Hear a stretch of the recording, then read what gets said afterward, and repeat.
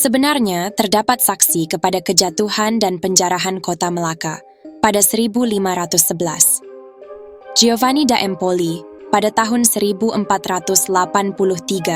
hingga 1517, seorang pedagang muda dari Florence, Itali, telah menghabiskan masa selama 6 bulan yang genting di Melaka. Beliau telah menceritakan pengalaman itu dalam warkah kepada bapaknya di Itali. Warkah tersebut kini tersimpan di perpustakaan Biblioteca Nazionale Centrale di Florence. Giovanni da Empoli dilahirkan di Florence pada tahun 1483. Semasa berusia belasan tahun, berpangkalan di Lisbon, Empoli luas pergaulannya dengan ramai pedagang dari seluruh Eropa dan berkebolehan bertutur dalam pelbagai bahasa. Tanggal 6 April 1503, pedagang muda Itali ini meninggalkan Lisbon bersama Angkatan Laut Afonso de Albuquerque dan memulakan pengembaraannya ke Asia Tenggara. Pada awal kurun ke-16, Portugal giat meluaskan pengaruhnya melalui penguasaan laluan maritim ke Asia Jauh, Asia Tenggara. Dan sebagai sebahagian dari strategi ini, de Albuquerque telah menawan Goa pada tahun 1510 dan Melaka pada tahun 1511. Walaupun Giovanni bukan soldadu, beliau dan anak kapal yang lain telah terpaksa melibatkan diri dalam kedua-dua penaklukan ini. Giovanni berada di Melaka selama 6 bulan sejak 28 Jun 1511. Soldadu Portugis berkhemah di daratan Melaka, sentiasa bersenjata dan berpakaian baju perisai. Dalam masa sebulan, mereka membina kota kayu.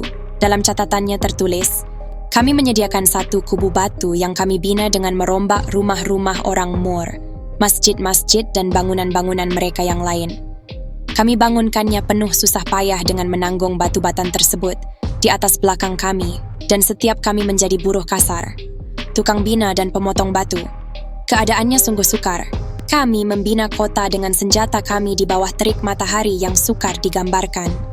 Makanan yang ada cuma nasi. Tiada sesiapa yang terlepas dari menghidapi demam yang menggerunkan, di mana mayat terbaring di kediaman kapten selama 2 atau 3 hari.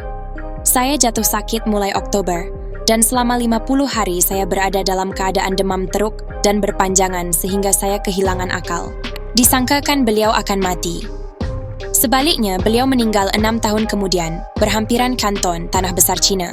Berbeza dengan penulisan yang lain mengenai Melaka pada zaman itu seperti karya Vartema, Tome Pires, Barbosa Giovanni da Empoli telah menyaksikan sendiri peristiwa-peristiwa 1511. Semasa pengembaraannya, Giovanni telah menulis 2 warkah kepada bapaknya di Florence, berjarak 10 tahun. Seperkara yang menarik tentang 2 warkah ini ialah suara Giovanni. Sering berbaur ada kalanya beliau menulis dalam nada selaku orang kanan de Albuquerque, ada kalanya cuma sebagai pedagang menumpang Angkatan Laut Portugis. Namun sering, tulisan beliau lengkap dengan unsur kemanusiaan pemerhatian beliau terhadap peradaban, muamalat, bahasa dan budaya bangsa yang beliau temui. Tambahan lagi, catatan Giovanni merupakan catatan saksi mata hari-hari akhir sebuah empire dan di atas robohan kota Melaka pembinaan A Famosa.